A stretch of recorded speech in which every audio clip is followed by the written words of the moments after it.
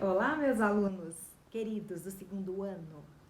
Espero que esteja tudo bem com vocês e vamos lá para mais uma melhor aula do dia. Hoje vamos continuar com um assunto que é sobre deslocamento do equilíbrio químico. Vou falar hoje para vocês sobre o princípio de Le Chatelier, tá bom? Então, para a gente começar essa aula, preste atenção nesse conceito sobre deslocamento de equilíbrio químico. É toda e qualquer alteração da velocidade da reação direta ou da reação inversa, provocando modificações nas concentrações das substâncias e levando o sistema a um novo estado de equilíbrio químico, né? Bom, meninos, hoje nós vamos ver os fatores que podem provocar o aumento da concentração de um determinado reagente ou até mesmo do produto. Tudo vai depender do que a pessoa que está fazendo a reação necessita. Então, lá na indústria química, dependendo do que eles precisam numa reação química, se eles precisam, por exemplo, numa reação de síntese da amônia, que é quando nós reagimos, então, gás nitrogênio com gás hidrogênio, né? Numa hora que está fazendo, então, uma reação de síntese da amônia. Se eu preciso aumentar a concentração da amônia, o que vai fazer?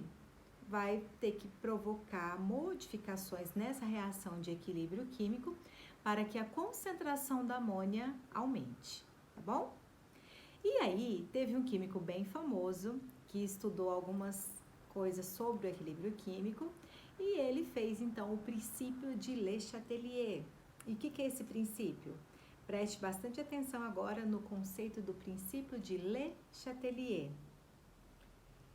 Quando um fator externo age sobre um sistema em equilíbrio, este se desloca, sempre no sentido de minimizar a ação do fator aplicado, tá bom?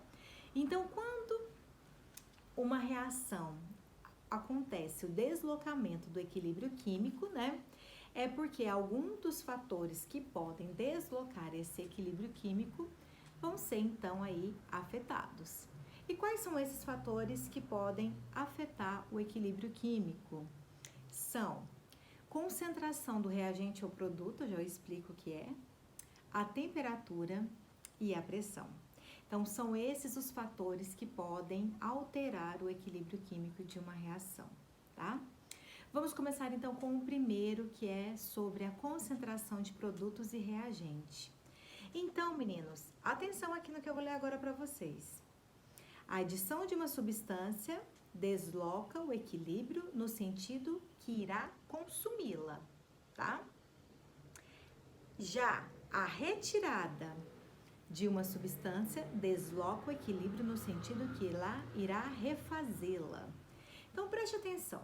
Se eu tenho uma reação como essa aqui que vocês vão acompanhar agora comigo, uma reação entre o ácido acético e o álcool etílico, formando acetato de etila e água, tá? Temos essa reação. Se eu provocar a adição de algum reagente, o que vai acontecer com o meu equilíbrio químico? Ele vai deslocar no sentido direto da minha reação, formando então mais produto, tá? É óbvio, né? Essa parte da concentração é até uma coisa bem simples mesmo. E se eu acrescentar produto, então para esse exemplo que eu falei, se eu acrescentar, por exemplo, acetato de etila, tá? Se você acrescentar o acetato de etila, o que vai acontecer? O equilíbrio vai deslocar no sentido inverso, fazendo então que ocorra maior produção de reagente, tá bom? Então, o equilíbrio químico vai tentar, ele vai ser deslocado no sentido inverso, formando reagente. Então, se eu adiciono reagente, forma produto. Se eu adiciono produto, forma reagente, tá? É super simples. Então, o lado que você adiciona a sua substância, né, seja reagente ou produto, vai provocar o deslocamento do equilíbrio no sentido oposto, tá bom? E se eu fizer o contrário, em vez de adicionar, eu retirar? Se eu retiro o produto na minha reação, sabe o que vai acontecer? O equilíbrio será deslocado para tentar repor esse produto que eu retirei, tá bom? Então, se eu tiro o produto, o equilíbrio vai ser deslocado no sentido direto para produzir mais produto. Mas e se eu tirar então o reagente, o que vai acontecer? O equilíbrio será deslocado no sentido de produzir o reagente, então no sentido inverso da minha reação. Beleza? Super simples, tá bom? Então você vai ter que ler os exercícios depois, interpretar os dados para poder ver o que vai acontecer naquela determinada reação quando ela sofrer alguma alteração da concentração dos reagentes. Agora, vamos para o próximo item, que é a influência da pressão. E eu vou continuar com o exemplo da amônia, que ele é bem importante, tá? Vocês devem saber que a amônia é importante na produção, até mesmo para fazer os adubos, né? Então, na produção da amônia, nós temos o gás hidrogênio, que é o H2, mais o N2, formando NH3, que é a amônia, tá? Quando nós temos, então, uma alteração da pressão, o que acontece? O que você vai fazer? Se você aumentar a pressão do sistema, o equilíbrio químico será deslocado para o sentido de menor número de mols. E se você diminuir a pressão, o equilíbrio será deslocado para o maior número de mols. O que é isso? Você vai somar o número de mols dos reagentes e dos produtos, tá? E aí, fazendo essa soma, você vai ver se o equilíbrio vai ser deslocado, então, para a direita ou para a esquerda. Então, você vai pegar lá os reagentes, pode ter 1, 2 ou 3 ou mais, vai pegar todos os números de mols, tá? Aqueles coeficientes estequiométricos e vai somar, tá bom? Se for o exemplo da amônia, você vai pegar, então, lá o N2 e 3H2, não é? É 1 N2 e 3H2. Então, se você somar 1 do N2 com 3 do H2, vou dar o número de mols, 4. Então, no reagente, você tem 4 mols. E se você verificar o número de mols aqui do produto, o número de mols do produto é 2.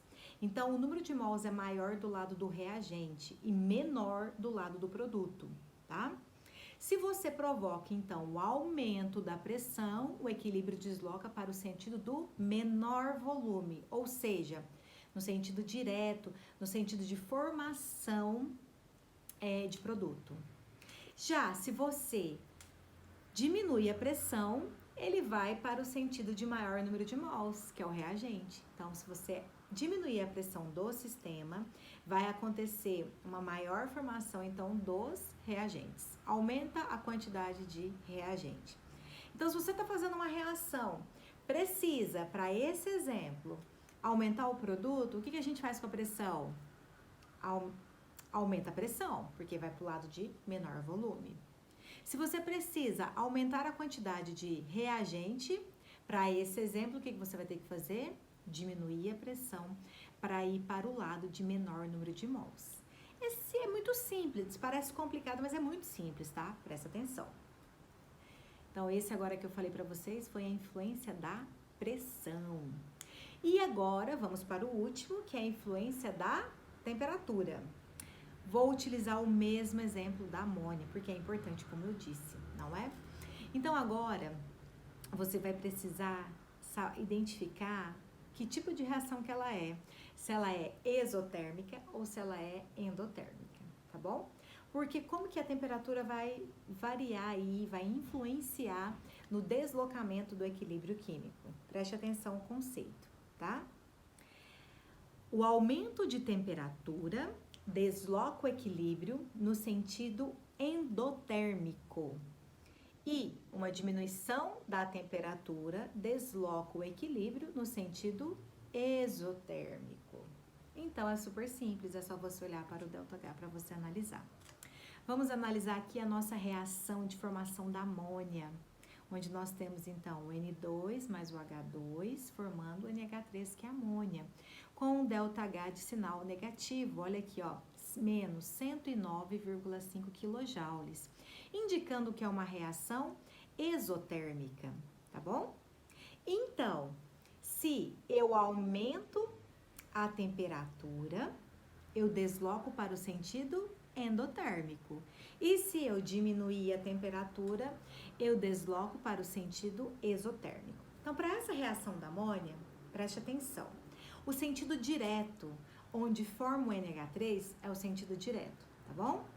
E o contrário é o sentido inverso. O sentido direto, ele é exotérmico.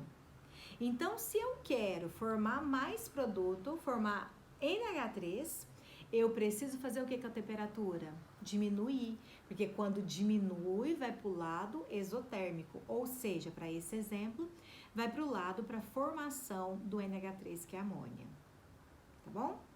Agora, se eu preciso aumentar a quantidade de reagentes dessa reação, o que eu vou fazer com a temperatura? Eu vou ter que aumentar a temperatura do sistema, que quando eu aumento a temperatura, eu desloco o equilíbrio no sentido de formação do reagente. Porque o processo inverso da minha reação, ele é o processo endotérmico, tá?